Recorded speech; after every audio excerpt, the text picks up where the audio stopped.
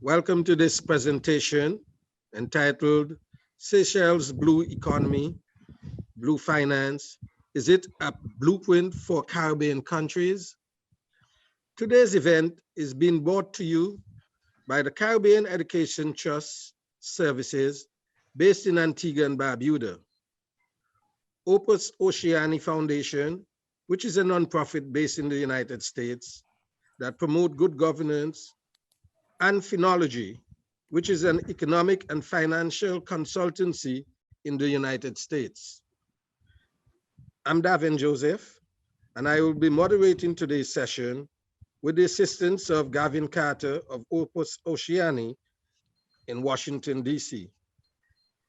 We all know that the blue economy is vital for the well-being of the Caribbean, and it is necessary for us to drill down and fully understand the main issues that fall under this term. It is also important that we in the Caribbean understand how the Seychelles Blue Finance arrangements were conducted, how they work, and what role is played by the World Bank and the Nature Conservancy and other non-governmental organizations. How are these transactions linked to ocean health? And will it provide an appropriate mechanism for Caribbean countries to enter into similar arrangements? Our main presenter today will be Dr. Alistair Hunt, a principal at Finology. Dr. Hunt authored the report, Seychelles Blue Finance, a blueprint for similar countries, which will form the basis of this webinar. Dr. Alistair Hunt is a principal of Finology, which Finology assists governments, organizations, and regions in recognizing industries and developing markets to grow economies.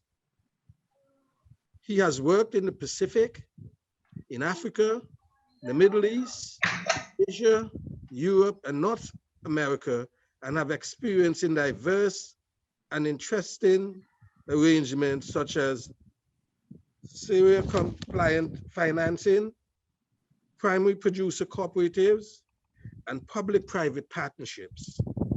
We all can agree that his interests and the work that he has done is very relevant to the issues in the Caribbean. Dr. Alistair Hunt has advised 9 Pacific Island nations regarding tuna fishing rights, and his academic experience includes teaching in global MBA programs at the University of British Columbia, the University of Arizona, the University of Auckland, Boston University, Korea University, and the University of Washington. Quite indeed a very renowned person we have with us today. He has developed methodologies for the World Bank in valuing government's guarantees provided as sweeteners in international investment arrangements. Prior to his financial, economic, and academic experience, Dr. Hunt worked as an accountant, including for Pricewaterhouse and ADRA, an international aid and development organization. So it is my pleasure, my absolute pleasure, to hand over to you, Dr. Alistair Hunt. Thank you, Devin. Appreciate that invitation and that welcome. And thank you also to Opes Oceani for supporting this research. Like you, I noticed quite a lot in the media about these blue finance transactions. For example, you would have seen perhaps the BBC and The Economist magazine highlighting these transactions, these blue finance transactions related to the Seychelles. In many cases, these transactions are upheld as a blueprint for other similar island nations as a way to reduce debt, to protect valuable oceanic resources, and to develop economies. So It is worth looking at these transactions a little bit more in the context of whether they are appropriate for the Caribbean. But perhaps some background first about the Seychelles. The Seychelles is a remote set of islands in the Indian Ocean. It's just south of the equator, and it's about 1,300 kilometers southeast of Somalia. It's a small island nation, like many Caribbean nations, with low GDP, around $1.7 billion, according to the World Bank in 2019 in nominal terms. And yet the Seychelles is not your typical low GDP nation in several respects. The first is that while the Seychelles has a GDP of $1.7 billion, it also has an even smaller population. You can see that here on the slide in front of you. The line of Seychelles, it has 100,000 people, which means that the GDP per capita is $17,500 per person. Notice how similar that is to Antigua and Barbuda. Same GDP, $1.7 billion, similar population. And while these nations are low GDP, they actually have high GDP per capita, right up there with countries like Hungary or Poland in Europe. The average GDP per capita around the world is around $11,000 per person. And so you can see that these nations actually in world terms have relatively high GDP per capita. Same thing for Trinidad and Tobago, for example, or for Barbados. The second way in which the Seychelles is not your typical low GDP nation is that it has an absolutely massive oceanic resource.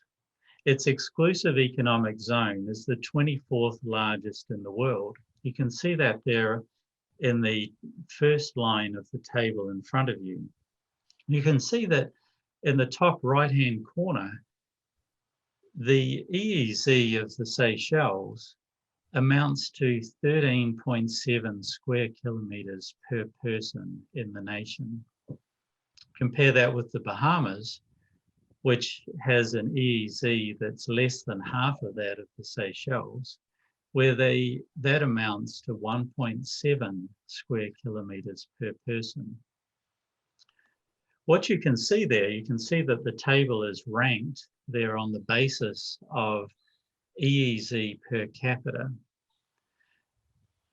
And you can see that Antigua and Barbuda has 1.1 square kilometers per person.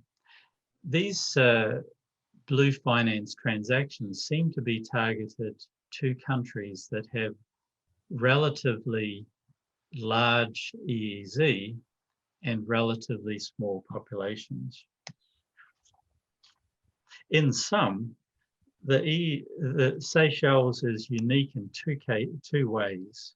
First, they have high GDP per capita, and they have a large oceanic resource relative to population and area. Let's, before we jump into the details of the transaction, let's look a little bit at the background, the context of the Seychelles that led up to these blue finance transactions. We have to go back to 2006, where Lehman Brothers organized the first time issuance of Seychelles bonds. They issued a $200 million Euro bond, which was interest only with bullet repayment in 2011. The subsequent year, they issued a supplement to that bond of $30 million, bringing that to $230 million. And they also organised a private placement of $54.7 million. Sorry, 54.7 million euro. To put that in context, this amount of debt was equal to the entire government's annual revenues, or was 29% of the nation's total GDP. And since then, the history of the Seychelles has been one of consistent and persistent default on those obligations. By summer 2008, the Seychelles had defaulted on the private placement, and later that same year, they defaulted on the $250 million euro bond. After that, there was considerable negotiation with various organizations like the International Monetary Fund, and also with the Paris Club countries that had provided a large amount of the debt. And this culminated in 2015 with the Paris Club agreeing in concept to a deal of restructuring the debt as part of a package of oceanic conservation. I think this is perhaps somewhat different than the context of many of the Caribbean nations, although it is notable that many of the Caribbean nations do have large public debt as a percentage of GDP. And we can talk about that later, perhaps, if it's of interest. So let's get to the blue finance transactions. What are they? There are two main components: the Debt for Nature swap that was organised by the Nature Conservancy, and the blue bond, which was organised by the World Bank. You can see that the Debt for Nature swap occurred in 2016. The blue bond occurred a couple of years later in 2018. Together, they generate something like $37 million of debt to the Seychelles. What's interesting about these transactions is they operate as a package. They were both conceived of in the Swiofish document. Swiofish is the third Southwest Indian Ocean Fisheries Governance and Shared Growth Project. Swiofish is a World Bank project, and it is really the overall overarching plan for all of these arrangements. I think instead of just going through more details here, what I'll do is actually just go to the diagrams. But the point here is that these two things are part and parcel of one thing, which is Swiofish 3. The Debt for Nature swap. This is the one that was organised by the Nature Conservancy. You can see in the top left-hand corner of this diagram that the total external public debt of the Seychelles around this time was approximately $500 million. That amounts to about $5,000 per person in the Seychelles. You can see in the right-hand side of this public debt box that there's a $21.6 million debt that was owed to Paris Club members. This amounts to less than 5% of the public debt. And it is the subject of the Debt for Nature swap. What happened was that the Republic of Seychelles bought back that debt with a face value of $21.6 million at a discount where they paid $20.2 million for it. That's 93.5 cents on the dollar. Well, how did they do it? How did they get the money to repay that debt? Well, you can see that the Nature Conservancy loaned $15.2 million to CCAT. Now, more about CCAT later, but CCAT turns out to be the operating vehicle that makes all this work and combines the funds from these two blue finance transactions. On top of the $15.2 million loan from the Nature Conservancy's lending arm, NatureVest, there was also a $5 million grant from a variety of marine conservation-minded foundations. So the $15.2 million and the $5 million was loaned to CCAT on a 10-year basis for at 3%. And then on the same basis, that amount was, that amount, $20.2 million, was loaned to the Republic of Seychelles and then used to repay the Paris Club debt. So when the dust settled here, the Republic of Seychelles was paying interest on $21.6 million debt, the same amount of debt as they had owed previously. But now, instead of paying it to the Paris Club members, they were actually paying it to CCAT. You can see that there in the red horizontal line, the payment on the $15.2 million loan, and also payment on the $6.4 million loan over 20 years at 3%. That payment on that loan was split and is used in two different ways. $281,000 of it is used each year to fund grants to various organizations and individuals that come up with fundable ideas for oceanic health. $151,000 of that a year is set aside every year for the next 2 decades to fund the Blue Endowment Fund that will presumably continue to provide funds after the debt payments cease.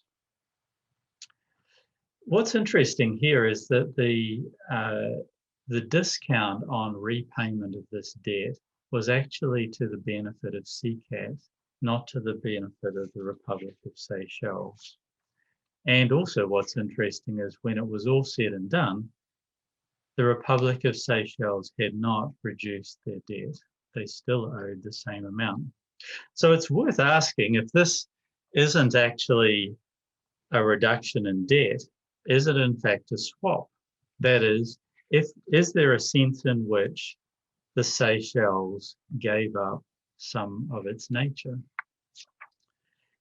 What I've done here is I've taken an excerpt from the chronology in the full Blue Finance report. It's an interesting chronology and it's at the beginning of the report, and it's a way to just get familiar with what actually happened here.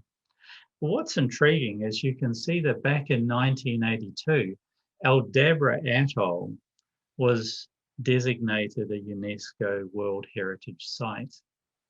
You can see then in 1993 that the Seychelles became a party to the Convention on Biological Diversity. Going down further here, you can see that in 2010, Aldabra is designated as a Ramsar site under the Convention on Wetlands. Going down further, you can see that in October 2010, the Seychelles signs up to the 10% Aichi target for its exclusive economic zone. And 2 years later, they sign on to an agreement to lock up 30% of their exclusive economic zone. 2 years after that, in 2014, they had a plan in place for actually achieving that target by 2020, that is last year. And you probably would have seen that they were successful in achieving that target and now have 30% of one of the world's largest EEZs locked up under a no-take marine protected area. You can see, as we mentioned before, that the Paris Club agreed to this deal in 2015 in concept, and then in 2016, the swap occurred. The point of taking you through all the details of this chronology is that by the time the swap actually occurred, it was pretty clear that it didn't give up any sovereignty or control over resources that it hadn't already agreed to forfeit. In other words, there was nothing about actually doing the Nature Conservancy transaction that resulted in further strictures or restrictions on the use of oceanic resources. Now, you'll notice a bit of a focus on Aldabra in that chronology, and maybe we can talk about that later, but Aldabra is widely held up as an example of the kind of an oceanic environment that needed protection by the Nature Conservancy's debt for nature swap. The logic appears to be that if a small marine protected area is good, then a massive one that's the size of Germany or Sweden must be fantastic. We can talk about that later too in discussion. Moving on to the second one of these transactions, the Seychelles Blue Bond. This is the second part of the SWEO-FISH 3 package of financing. You can see in the top left-hand corner that there are 3 funders of the Seychelles Blue Bond. The first one is Calvert Impact Capital. Calvert Impact is an example of an increasingly prominent category of investors, these impact funds. Nuveen is the second one, is a wholly owned subsidiary of TIAA, which is essentially the superannuation or retirement funds for university and teachers unions in the United States. And then the third funder, Prudential Financial, is an example of a traditional finance organization that is also interested in making investments of these types. 4/5 of the funds, the proceeds of issuing this bond, went into the Blue Investment Fund, which is administered by the Development Bank of Seychelles. The remaining 1/5, the $3 million, went into CCAT and into the Blue Grants Fund, which is made to, the basic difference here is that the grants are just given away, whereas the $12 million is a revolving loan fund where people can actually borrow, and the presumption is that they will repay those amounts at some point in the future. I think the thing that I'd really like to point out about the Seychelles Blue Bond is that there isn't any governance associated with the Blue Bond. Typically, we think that debt provides rigor because the lender is evaluating the underlying project activities. But it's important to notice that these lenders have no interest whatsoever in what actually happens to the funds, or whether they have any desirable or undesirable impacts on oceanic health. They have minimal concern regarding repayment, so they don't care whether this is beneficial to the borrowing country because they have IBRD loan guarantees in place. In the case of default, they have no obvious way of actually securing any collateral.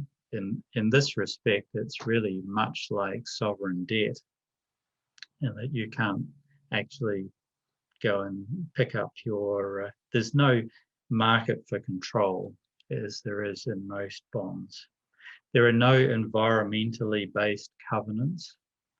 As I mentioned before, there's no concern about how the proceeds are spent, and no concern over the environmental consequences of marine protected areas or blue economy investments. It's not a bond in the sense of providing strong oversight and rigor. It's essentially a raising of sovereign debt, which is then used for social spending.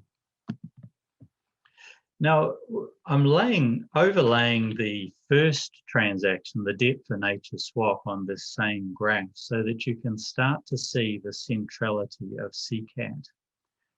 What is CCAT? Well, CCAT is a joint governance organization, jointly governed by the Republic of Seychelles and the Nature Conservancy. And you can read a little bit about how that actually works in practice in the larger report, or we can talk about it later in discussion. But you can see that both of these transactions end up funding CCAT.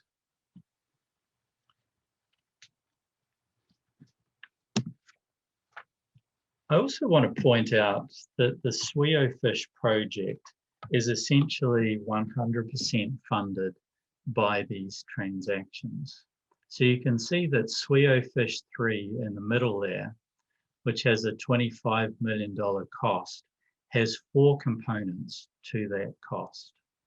The first one is expanding marine protected areas. The second one is developing fisheries governance and industry infrastructure. The third one is blue economy development, which is spending on things that are somehow believed to be related to oceanic health, and then project management of $1 million. You can see that the blue bond there is entirely used up to fund Swiofish. You can see that the whole $15 million flows into items 1, 2, and 3 of Swiofish 3. You can see that there is also, in addition to the blue bond, there is also a World Bank loan of $5 million. The Global Environment Fund has provided a sweetener of $5.3 million in the form of a grant. And then across the top, you can see that they also provided a $5 million concessional loan to cover the blue bond interest. That was at a very low interest rate, and I don't think there was any interest charged for the first 10 years. So not surprisingly, that bond across the top there has been fully drawn down. The net effect is that not only did the Seychelles end up indebted to the lenders of the blue bond for $15 million, but they also owe the World Bank $5 million, and they also owe another $5 million to the Global Environment Fund. Total increased indebtedness, $25 million.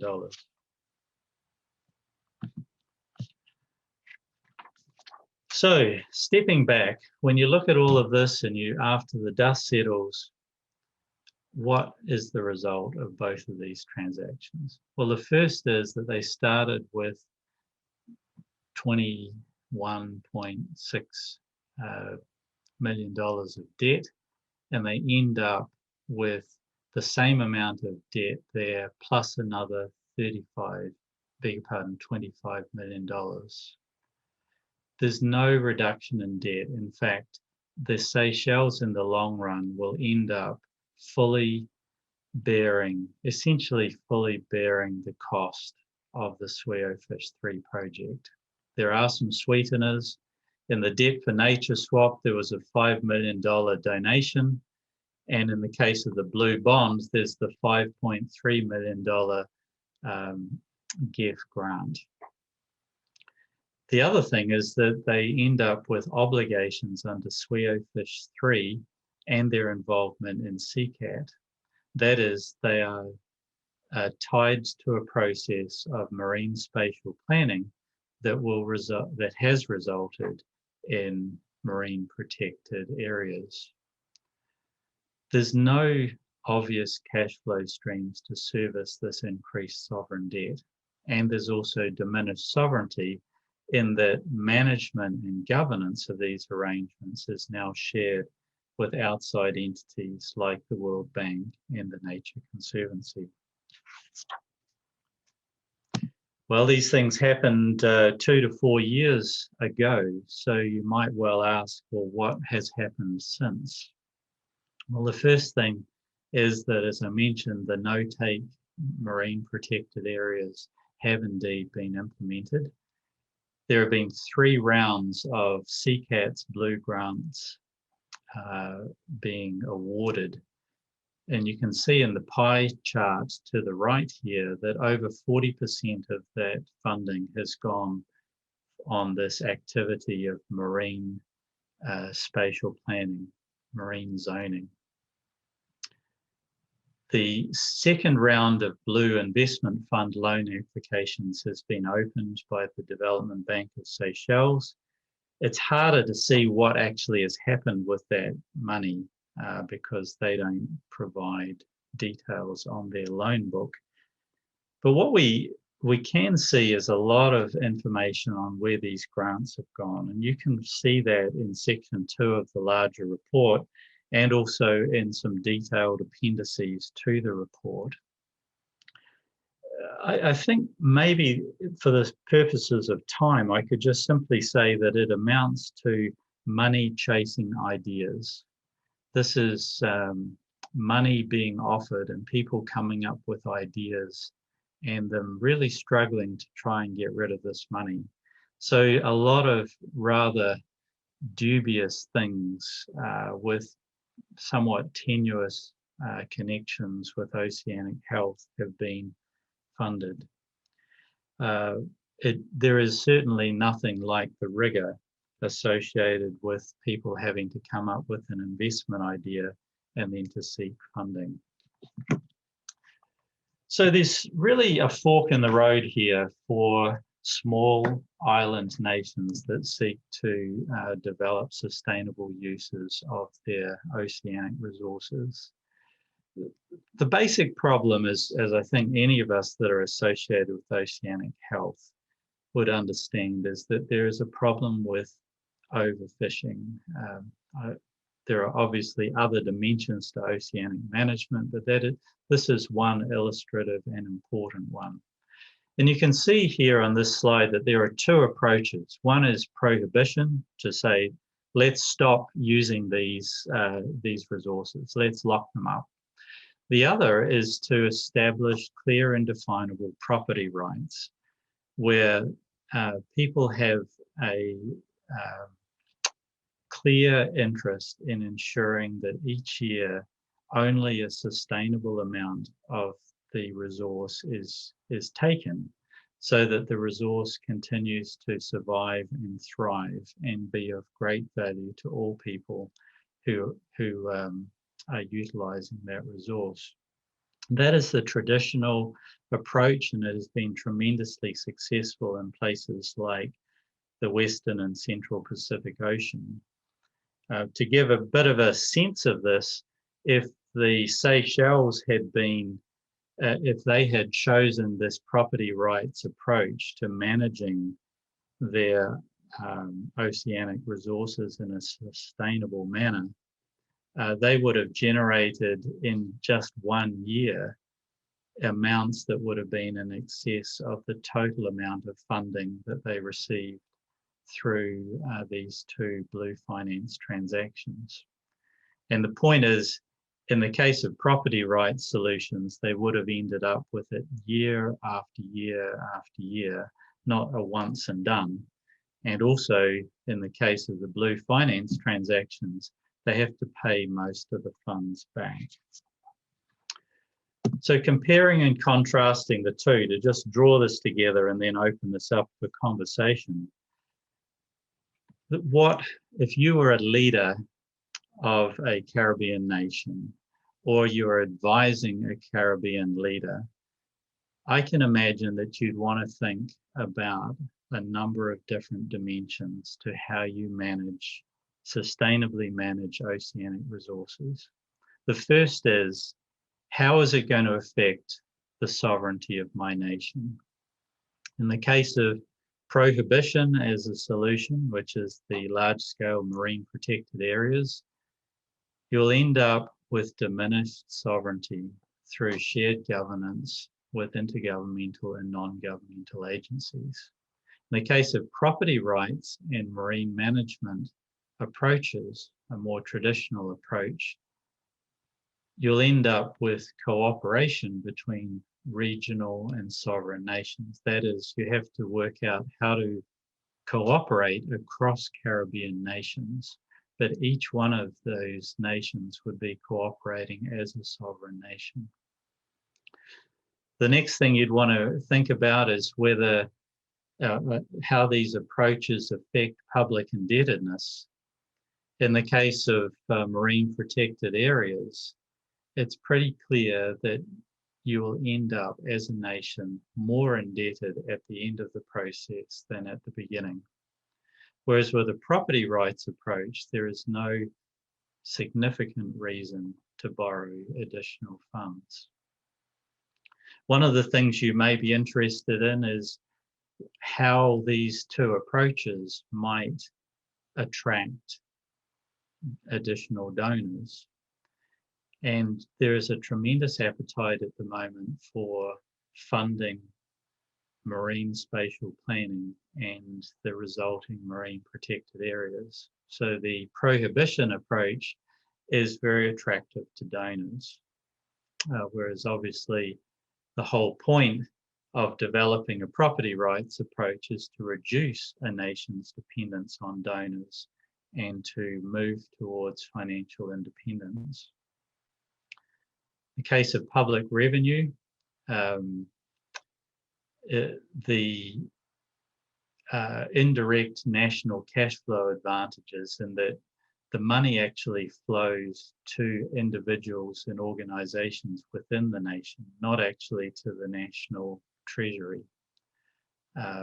Whereas in the case of property rights approaches, any funds associated with managing and issuing sustainable fisheries rights will flow directly to the treasury.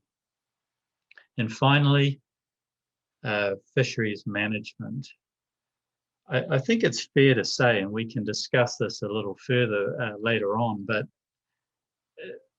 locking up a resource is not exactly the high watermark of marine management. There's a lot better than can be done by just simply assuming that everything is fine if you just ignore something. Whereas in the case of a property rights approach, we have established approaches to measuring and managing biomass and ensuring that fisheries stocks are at sustainable levels. Well, I think I've spoken for long enough. Davin, can I pass that back to you, and you can decide which direction you want to take us from this point on. Thank you very much, Alistair.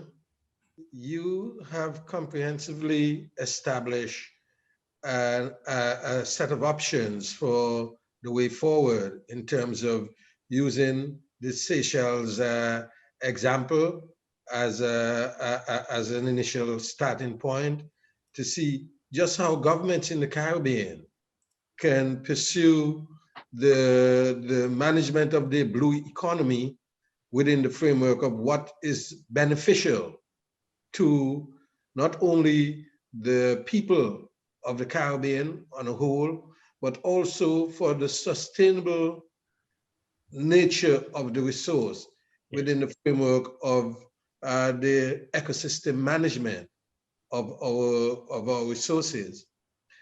You mentioned a number of points that I'm sure participants are quite keen on asking questions on. The debt swap that resulted in an increase in the debt in the Seychelles of $25 million, if I'm to understand you right, when the idea was to swap debt and reduce it. You mentioned also that the 30% of the EEZ have been locked away as a result of this agreement.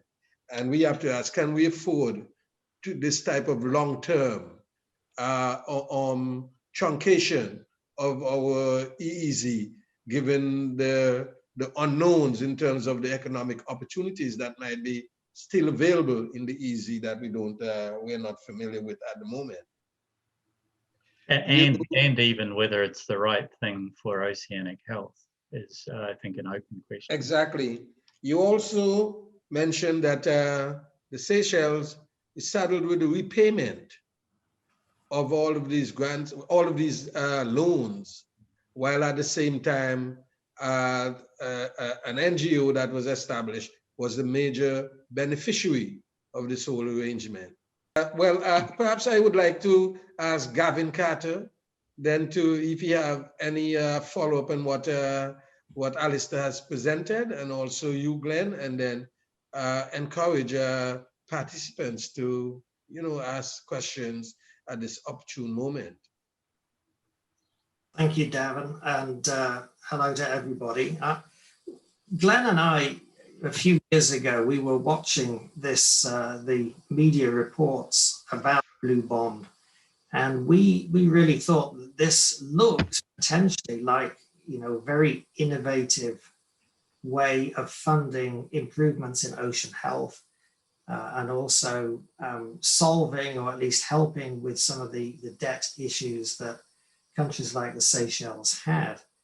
And but it was so complex. It was so difficult to understand exactly what was happening. And that's why we asked Alistair, as an expert in these issues, if he could examine and untangle what actually happened. And Alistair's report is so detailed and so fascinating, and we're so grateful to him, because if Alistair hadn't done that and done such a great job, we wouldn't have known all the things that he's just explained to us. And I think that it's a public service to untangle these arrangements, and so that people and countries and those advising countries can really understand exactly what has happened, and then consider what other options are available to them. And I would like to just ask Alistair if he could expand a little bit on the property rights angle, because that clearly does present an alternative route. And I think one of the things you mentioned was that Caribbean countries could actually gain from the property rights approach on a year-on-year basis. It wouldn't be a one-off, it would be a system that would be of benefit to the Caribbean islands for a long time. Am I summarizing that well, Alistair? I think so, Gavin.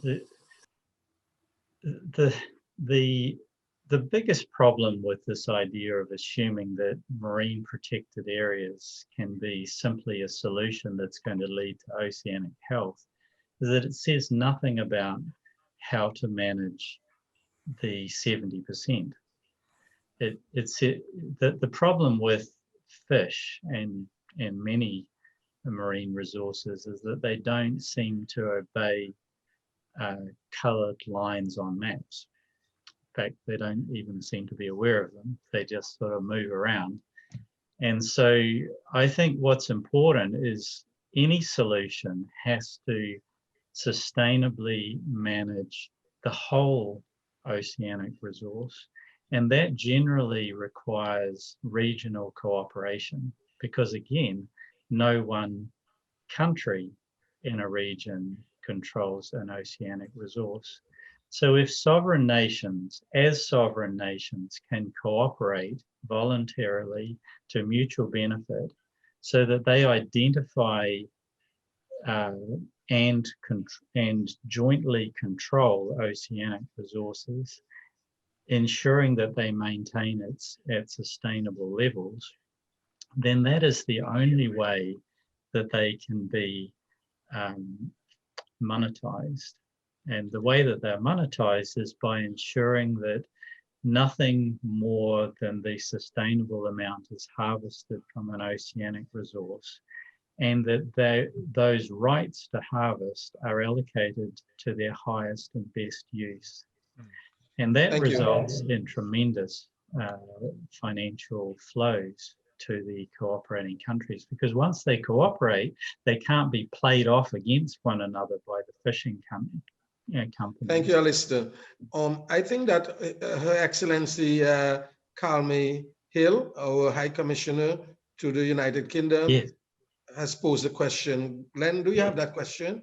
Well, it's a good question. It asks what level of technical support is needed to develop a financial instrument like this. What institutions supported the Seychelles in this process? So, Alistair, are you able to expand on that at all? Other than I think it's a very, very good question, and it's one of the things. If I was to think about the lessons learned here, I think one of the lessons flows out of addressing this important question.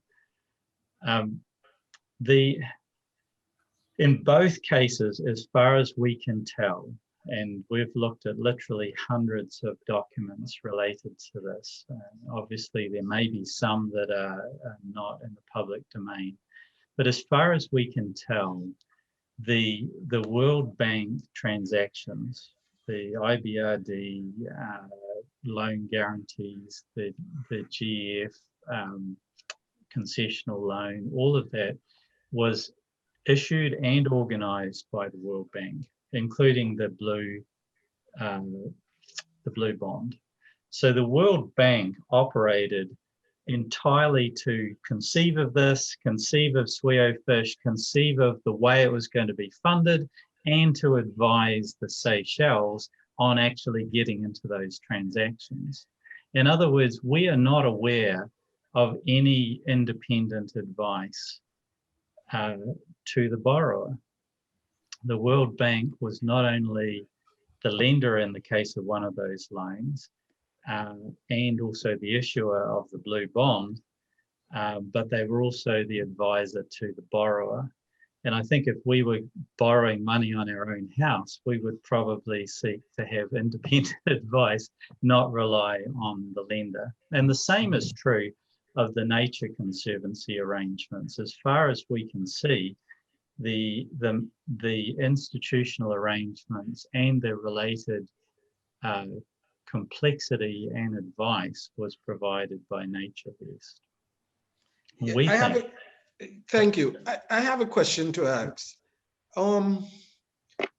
At this moment, how is the Seychelles government and also the stakeholders of the marine environment, the EASY, feel about this arrangement at this moment?